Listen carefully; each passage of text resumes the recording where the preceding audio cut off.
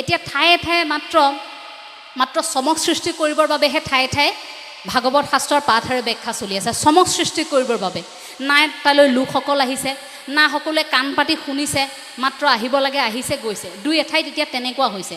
কিন্তু এই ভাগৱত শাস্ত্ৰভাগীৰ পাঠ আৰু ব্যাখ্যা, আধ্যাত্মিক পৰিৱেশ, নামঘৰৰ ভাগিত ভাওনা পাতিবলৈ চেষ্টা কৰা হৈছে, পালনাম পাতিবলৈ চেষ্টা কৰা হৈছে। তাত আমি কিমান সহযোগিতা কেনেভাৱে আগবঢ়াইছোঁ সেইটো ডাঙৰ কথা। ই কেৱল প্ৰদৰ্শনকামিতাৰ বাবে যদি হয়, আন এখন গাঁৱক দেখুৱাবলৈ, বোলে এইখন গাঁৱে এইবাৰ এনেকৈ পাতিছে, ইমান ডাঙৰকৈ আমি পাতিম, এইবাৰ অমুকক মাতি আনিম বুলি যদি সেই প্ৰতিযোগিতাৰ মাজেৰে সেইটো কৰিবলৈ যদি আগবাঢ়ে, তেন্তে সেইটোতো আকৌ ফলাফলটো ফৌৱে হ'বগৈ। গতিকে সেইটো ক্ষেত্ৰত আমি ভাবোঁ যে কিমান বেছি ফলপ্ৰসূ হৈছোঁ তাৰ পৰা, আমি লাভদায়ক কিমান হৈছোঁ এই অনুষ্ঠানটোৰ পৰা। এই ফলবোৰ আপুনি মই আশা কৰিও থাকিব লাগিব যে ইয়ালৈ আহিছোঁ, ইয়াৰ পৰা নিম কি, সেইটো আমাৰ বাবে এটা প্ৰশ্ন, তাৰ উত্তৰটো আমাক লাগে যে ইয়াৰ পৰা আমি কি নিম, অনুষ্ঠানটো পাতি ইয়াৰ পৰা আমাৰ কি লাভ হ'ব। ইমান সময় খৰচ কৰি আপোনালোক দূৰ দূৰণিৰ পৰা আহিছে, আপোনালোক লাভান্বিত হ'ব লাগিব ইয়াৰ পৰা। কাৰণ লাভ নহ'লে আজিৰ তাৰিখত কোনোৱে একো নকৰে। ব্যৱসায় এটা আপুনি লাভ নহ'লে কৰিব নেকি? নকৰে। গতিকে আধ্যাত্মিক দৃষ্টিভংগী ধৰ্মত যদি লাভ নাথাকে আপুনি কৰিব নেকি? সেই লাভটো ক'ত থাকিব? হৃদয়খনৰ লাভ হ'ব লাগিব, মন মগজুৰ লাভ হ'ব লাগিব। মন মগজু ইমান শক্তিশালী হৈ থাকিব লাগিব এই ধৰ্মৰে বা এই আধ্যাত্মিকতাই, যাতে আনে আঘাত কৰিব নোৱাৰে। ধৰ্ম আৰু আধ্যাত্মিকতা ই সম্পূৰ্ণ দুটা পৃথক বস্তু। ধৰ্মৰ বাটেৰে যাবলৈ আধ্যাত্মিকতাৰ প্ৰয়োজন হয়, কিন্তু আধ্যাত্মিকতাত থাকিবলৈ ধৰ্মক প্ৰয়োজন নহয়। ধৰ্ম নোহোৱাকৈও আধ্যাত্মিকতাত থাকিব লাগিব। কিন্তু ধৰ্মৰ সহজ অৰ্থ, এটা নিৰ্দিষ্ট নীতি নিয়মেৰে বন্ধা সেই ধৰ্মটোৰ কথা মই কৈছোঁ। কিন্তু আন দিশেৰে চাওঁতে যদি ধাতুগত ইয়াৰ যদি ব্যাখ্যাটো কৰোঁ, তেনেহ'লে ইয়াৰ সহজ অৰ্থটো হৈছে ধাৰণ কৰা। যে যিকোনো পৰিৱেশ পৰিস্থিতিত আপুনি মই যিটো ধাৰণ কৰিছোঁ, সেইটো আপোনাৰ মোৰ বাবে ধৰ্ম। আপুনি মই আজিৰ তাৰিখত ধৰ্ম এতিয়া পালন কৰিছোঁ, মই কথা কৈছোঁ ধৰ্ম পালন কৰিছোঁ, আপোনালোকে শুনি আছে ধৰ্ম পালন কৰিছে, ব্যাখ্যাকাৰে ব্যাখ্যা কৰি আছে, সেইটো ধৰ্ম পালন কৰিছে। গতিকে আমাৰ গুৰুজনে সেই ধৰ্মটো আপোনাক মোক পালন কৰিবলৈ কৈ থৈ গৈছে। গতিকে পৰিৱেশ পৰিস্থিতি সময় অনুযায়ী যিটো ধাৰণ কৰিছোঁ আপুনি মই, সেইটো আপোনাৰ মোৰ বাবে ধৰ্ম। গতিকে আমাৰ নতুন প্ৰজন্মক ঘৰখনত ধৰ্ম বুলি কওঁতেই হাত জাপ মাৰিবলৈ নক'ব, ধৰ্ম বুলি কওঁতে ভয় খাবলৈ নক'ব, ওলোটাই বুজাব যে তুমি যিটো কৰি আছা তোমাৰ সেইটোৱেই ধৰ্ম। ল'ৰাই যদি ভালকৈ পঢ়িছে কওক যে মোৰ ল'ৰা বৰ ধাৰ্মিক। কিয় ধাৰ্মিক? মোৰ ল'ৰাই ভালকৈ অধ্যয়ন কৰিছে, অধ্যয়নৰ ধৰ্ম পালন কৰিছে। কাৰণ ল'ৰা ছাত্ৰৰ ধৰ্মটো পালন কৰিছে। পুত্ৰৰ ধৰ্ম আমি পালন কৰিছোঁ, সন্তানৰ ধৰ্ম পালন কৰিছোঁ, আপোনালোকে পিতৃ মাতৃৰ ধৰ্ম পালন কৰিছে, সেইটোও ধৰ্ম। কেৱল ইয়াত আহি এই অনুষ্ঠানটিত অংশ ল'লেহে যে ধৰ্ম পালন কৰা হয় সেইটো নহয়। গতিকে ধাৰণ কৰিব পৰা শক্তি প্ৰতিখন ঘৰতে থাকক। প্ৰতিখন ঘৰত সন্তানক অন্ততঃ আপুনি সেইখিনি সাহস দিয়ক, যাতে আপোনাৰ ঘৰখনত আপোনাৰ সন্তানে সেইটো অনুভৱ কৰিব পাৰে। নহ'লে ধৰ্ম বুলি কোৱাৰ লগে লগে আপোনাৰ সন্তানে ভাবিবলৈ আৰম্ভ কৰে যে এইটো এনেকুৱা এটা বিষয় যিটো বিষয় আমি কাষ চাপিবই নোৱাৰোঁ, এইটো বিষয় কাষ চাপিবলৈ আমাক বহু সময়ৰ প্ৰয়োজন হ'ব। কোনো সময়ৰ প্ৰয়োজন নহয়, সেইটোৰ কাষ চাপিবলৈ মাত্ৰ কেইটামান ছেকেণ্ড বা কেইটামান মিনিটৰ প্ৰয়োজন। সেইটোৰ বাবে কেৱল ধ্যানৰ প্ৰয়োজন বা সাধনাৰ প্ৰয়োজন। অকণমান হ'বই চকুকেইটা বন্ধ কৰি কেৱল এজন ঈশ্বৰ আছে, চাৰেণ্ডাৰ টু ওৱান চুপ্ৰিম বুলি মই কওঁ, যে সকলো উজাৰি দিয়া, এজনৰ ওচৰত সকলো এৰি দিয়ক, যে অন্ততঃ কোনেও নেচালেও অন্ততঃ সেইজনে চাব। কোনো নাই আজি আপোনাৰ মোৰ লগত, সেইজনে চাব, যে সেইজনৰ ওপৰত সকলো এৰি দিছোঁ। ল'ৰা ছোৱালীক ঘৰখনতো যদি কাকো ভয় নকৰে, কথা নুশুনে, আপুনি মন কৰিছে যে ল'ৰাই মোৰ কথা নুশুনা হৈছে, তাৰ মানে আপুনি বিশ্বাস হেৰুৱাবলৈ আৰম্ভ কৰিছে। বিশ্বাস কিয়?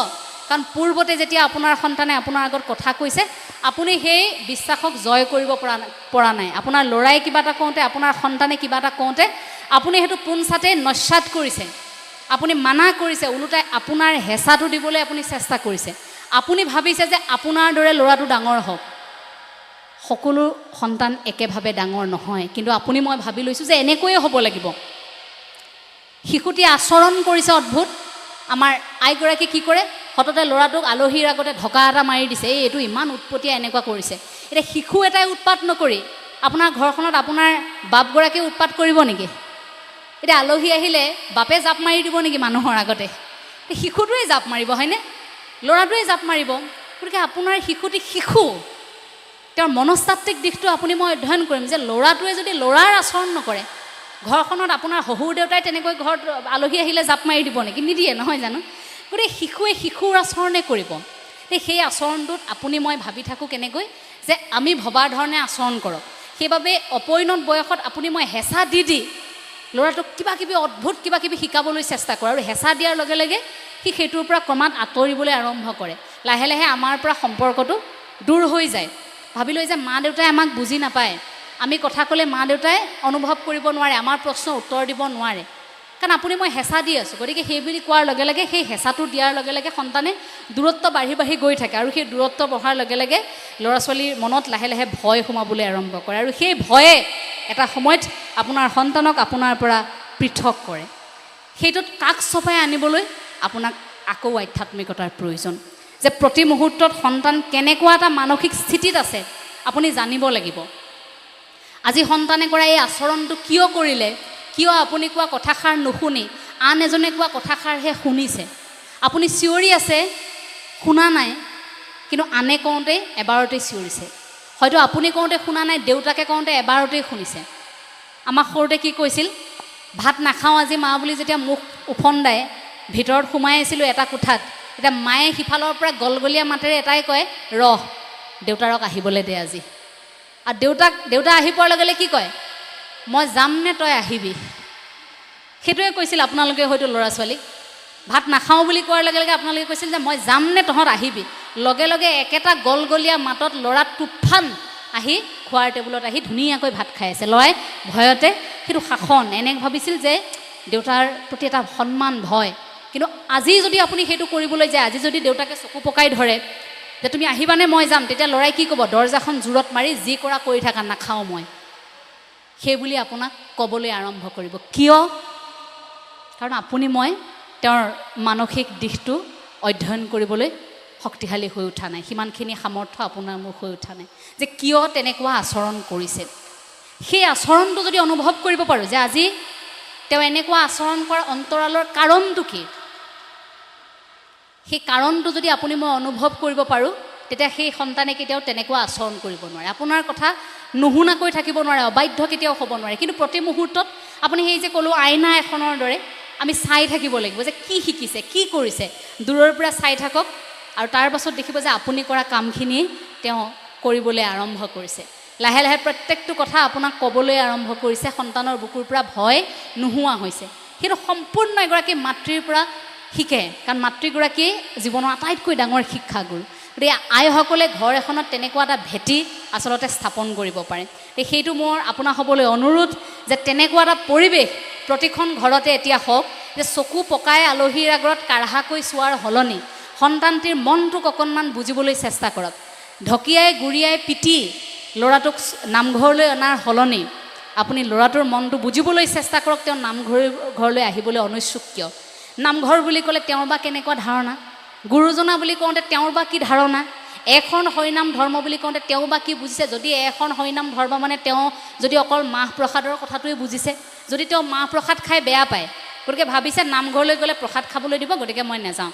কিন্তু ইয়াৰ প্ৰসাদৰ উদ্দেশ্যটো নহয়, ইয়াৰ অন্তৰালত যে আৰু কিবা এটা আছে, সেইটো যদি ঘৰখনত বুজাব পাৰে, তেতিয়াহ'লে সেই ল'ৰাটোক আপুনি ঢকিয়াই গুৰিয়াই পিটি নামঘৰলৈ আনিব নালাগে, তেওঁ নিজেই আহিব। সেইটো প্ৰতিখন ঘৰতেই পৃথকতা থাকিব পাৰে। গতিকে ঘৰ এখনত তেনেকুৱা এটা পৰিৱেশৰ আমি ভাবোঁ সৃষ্টি হওক, সেইটো আইসকলৰ ওপৰত সম্পূৰ্ণ নিৰ্ভৰ কৰিব। তেনেকৈ মানসিক স্থিতিবোৰ বুজাটো খুব জৰুৰী, কাৰণ জাপানৰ শিক্ষা ব্যৱস্থাত, প্ৰাথমিক শিক্ষা ব্যৱস্থাত তেনেকুৱা এটা পৰিৱেশ আছে। ছাত্ৰ ছাত্ৰীৰ বুদ্ধিমত্তাৰ যেতিয়া পৰীক্ষা লোৱা হয়, অভিভাৱকক চাবলৈ নিদিয়ে। অভিভাৱকক কিয় চাবলৈ নিদিয়ে জানেনে? অভিভাৱকক এইবাবেই চাবলৈ নিদিয়ে, বুদ্ধিমত্তাৰ যেতিয়া পৰীক্ষা লয় প্ৰতিগৰাকী ছাত্ৰ ছাত্ৰীৰ প্ৰাথমিক অৱস্থাত, যদি কিবা কাৰণত অভিভাৱকে গম পায় যে মোৰ ল'ৰাটো খুব ভাল, পটককৈ আয়ত্ব কৰিব পৰা গুণ আছে, তেতিয়া কি কৰিব, আৰু হেঁচা দিব, আৰু ভাল হওক, আৰু লাগে যে। যদি দুৰ্বল, আৰু হেঁচা দিব যে ইমান কিয় দুৰ্বল, পিতৃ মাতৃক সেইবাবে জানিবলৈ নিদিয়ে। কিন্তু আপুনি মইতো ফলাফলবোৰ চকুৰ আগত দেখিয়ে থাকোঁ। এই ফলাফল যদি আমি কিবা কাৰণত নেপালোহেঁতেন, পৰীক্ষাৰ ফলাফল, প্ৰতিযোগিতাৰ ফলাফল যদি আপুনি মই নাপালোহেঁতেন, আপুনি মই গম পালোহেঁতেন নে তেওঁ কিমান পাৰ্গত, কিমান দুৰ্বল, আপুনি মই গম পালোহেঁতেন নে? কেতিয়াও নাপালোহেঁতেন। গতিকে সেই ফলাফলটোৱে ক'ৰবাত আপোনাক মোক সহায়ো কৰে, ক'ৰবাত ফলাফলটোৱে আপোনাক মোক প্ৰতিদ্বন্দ্বী মনোভাৱৰ মাজলৈও কিন্তু ঠেলি নিয়ে। গতিকে সেইটোত আপোনালোকে ইমান হেঁচা দি থকাতকৈ যে কিয় মোৰ ল'ৰাটোৱে এইটো কৰিব নোৱাৰে, ছোৱালীজনীয়ে এইটো কৰিব নোৱাৰে, এনেকুৱা কিয় নহয়, সেইটোত হেঁচা দি থকাতকৈ ভাল কি আছে, মোৰ সন্তানৰ পৃথক গুণ কি আছে, সেইটোৰ ওপৰত দৃষ্টি নিবদ্ধ ৰখাটো অতিকৈ প্ৰয়োজন বুলি আমি ভাবোঁ। কাৰণ সেই গুণটো বাছনি প্ৰত্যেকেই কৰিব নোৱাৰে, সেইটো স্কিল ডেভেলপমেণ্টৰ ওপৰত পৰে, বৃত্তিমুখী শিক্ষাৰ ওপৰত পৰে, যে প্ৰত্যেকৰ মাজত সোমাই থকাৰ সেই গুণটো। মনুষ্য হিচাপে আপোনাৰ মোৰ প্ৰত্যেকৰ মাজত পৃথকতা আছে।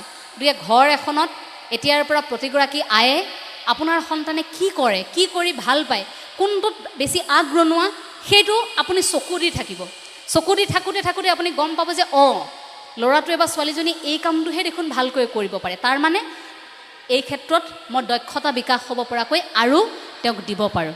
আৰু ঘৰখনত এটা ব্যক্তিগত অনুৰোধ আমাৰ, এক শৰণ হৰিনাম ধৰ্মৰ প্ৰতি এটা জাগৰণৰ সৃষ্টি কৰক, ভকত হ'ব পৰাৰ এটা মানসিকতাৰ সৃষ্টি হওক ঘৰ এখনত। আগৰ মঞ্চত কোৱা এটা বাক্য যে ডাক্তৰ হ'ব, ইঞ্জিনিয়াৰ হ'ব সকলোৱে বিচাৰে, কিন্তু ভকত হ'ব কোনো নিবিচাৰে। কেতিয়াবা শুনিছে নেকি ল'ৰা ভালকৈ উত্তীৰ্ণ হৈছে, সাংবাদিকে যদি মাইক্ৰফোন আগবঢ়াই দিছে, তেওঁ উত্তৰ দিছে, কি হ'বা ডাঙৰ হৈ, মই ভকত হ'ম, কৈছে নেকি? নে ভকতটোক কি বুলি ভাবে? ভকতৰ এটা নিৰ্দিষ্ট বয়স হ'লে এই হৰিনাম গাই গাই মাহ প্ৰসাদ খাই ফুৰাৰ সময় বুলিয়ে ভাবে নেকি? যে বয়স হ'ল খুন্দনাত তামোল খুন্দি অকল সেইকেইটা দিনহে ভকত হ'ব লাগে, যে ভকত আমি বৈষ্ণৱ, আমাৰ মাজত সোমাই থকা গুৰু ভকতি আমি কিমান পালন কৰিবলৈ চেষ্টা কৰিব লাগে, সেই ভকতৰ প্ৰকৃত সংজ্ঞা সেইটো অনুভৱ যদি আমি প্ৰত্যেকেই কৰিব পাৰোঁ, এটা সময় আহিব চাবচোন, প্ৰত্যেকেই ভকত হ'ব বিচাৰিব, আমাৰ ল'ৰা ছোৱালী ভকত হ'ব বিচাৰিব, যদিহে ভকতৰ সংজ্ঞাটো অনুভৱ কৰিব পাৰে। কিন্তু ভকতৰ যদি ব্যাখ্যাটো ভুল হয় তেতিয়া আকৌ নহ'ব। ভকত এই শব্দটোৰ ব্যৱহাৰ যদি ভালকৈ হয়, ইয়াৰ সংজ্ঞাটো যদি আমি পালন কৰিব পাৰোঁ, আমি ভকত হ'ব পাৰিম। কাৰণ যে এনেকুৱা ভকত আমি হ'ম য'ত ঈশ্বৰক পাবৰ বাবে আমি যিকোনো পৰ্যায়লৈ আপুনি মই যাব পাৰোঁ। গোপিনীসকলে কি কৰিছিল ঈশ্বৰৰ কৃপা পাবৰ বাবে? নিজৰ পদধূলাও শিৰত দিব পাৰিছিল। যেতিয়া নাৰদে বিচাৰি গৈছিল যে তোমালোকৰ স্বামী অসুস্থ, দিয়া, পত্নীৰ কাষলৈ গৈছিল, কিন্তু পত্নীয়ে কৈছিল যে পাপ লাগিব, ঈশ্বৰৰ শিৰত আমাৰ পদধূলা দিব নোৱাৰোঁ। কিন্তু গোপিনীসকলে কি কৰিছিল? আমি দিম, আমাৰ স্বামী আমি সৰ্বস্ব উজাৰি দিম, তেওঁ ভালে থাকিব লাগিব। গতিকে তেওঁলোকে কি কৰিছিল? নিজৰ পদধূলা শিৰত দিছিল। সেইটোতে ভাবক যে আমাৰ পাপ লাগিব, আমাৰ পুণ্য হ'ব, এইবোৰ ক'ৰবাতে থাকিল সেই কথাষাৰ, কিন্তু এটাই কামনা কৰিলে, কি কামনা কৰিলে? ঈশ্বৰ ভালে থাকিব লাগিব, আমাৰ স্বামী, আমাৰ কানাই ভালে থাকিব লাগিব। সেইটোত তেনেভাৱে ঈশ্বৰ ভালে থকাৰ কামনাৰে আপুনি মই একোগৰাকী ভকত হ'বলৈ আগবাঢ়িছোঁ। গতিকে ভকত হোৱাৰ এই যুঁজখন বৰ সহজ নহয়, ভকতৰ সমালোচনাও ঢেৰ। গতিকে সেইবাবে এই সমালোচনাবোৰ উফৰাব পৰাকৈ আমি শক্তিশালী হৈ থাকিব লাগিব। সমালোচনাই কোনো কাৰণতে যাতে আপোনাক মোক দুৰ্বল কৰিব নোৱাৰে, তাৰ প্ৰতি আমি লক্ষ্য ৰাখিম। আৰু এক শৰণ হৰিনাম ধৰ্মত আপুনি মই তেনেকৈ আগবাঢ়িম। এগৰাকী মহিলাই এটা কলহত পানী আনিছিল, প্ৰতিদিনে পানী আনে, পানীখিনি আনি তেওঁ এটা মন্দিৰত দিয়ে। এতিয়া প্ৰতিদিনে পানীখিনি মন্দিৰত দিয়ে, আহোঁতে তেওঁ গোটেই বাটটোত ক'ত কি হৈছে চাই চাই আহি থাকে। তাৰ পাছত আহি তেওঁ দেখিলে যে সদায় দেখোন এইখিনি লৈ আহি মানুহবোৰে বিশৃংখল এটা পৰিৱেশৰ সৃষ্টি কৰি থাকে। সদায় মই আহি থাকোঁতে এই মানুহখিনিকেই দেখা পাই থাকোঁ, ইয়াত ইমান বেলেগৰ কথা আলোচনা কৰি থাকে, ইমান সমস্যা, পথটো পাৰ হৈ আহিবলৈ বেয়া লাগে, যে ইমান বেবেৰী বাং হুলস্থুল, ভাল নালাগে কিবা এটা আহিবলৈ। তেনেকৈ মই আহিছোঁ সদায়। পূজাৰীক তেওঁ কথাষাৰ সুধিলে যে কথা এষাৰ কওকচোন। পুৰোহিতগৰাকীক সুধিছে কথাষাৰ যে ইয়াত যে এনেকুৱা হৈছে, ইমান বিশৃংখল, ইমান বেয়া পৰিৱেশৰ মাজেৰে ৰাস্তাটো মই পাৰ হৈ আহিব লাগে, বোলে আপুনি কিমান দিন দেখিছে? বোলে আজি বহুত দিন হ'ল, যিমান দিন আহিছোঁ মই সিমান দিন মই তেনেকৈ দেখিছোঁ। বোলে ঠিক আছে, কাইলৈ আপুনি এটা কাম কৰিব, মই ইয়াৰ উত্তৰটো মই আপোনাক দিম, কাইলৈ মই আপোনাক উত্তৰ দিম যে ইয়াৰ কিয় এনেকুৱা হৈছে।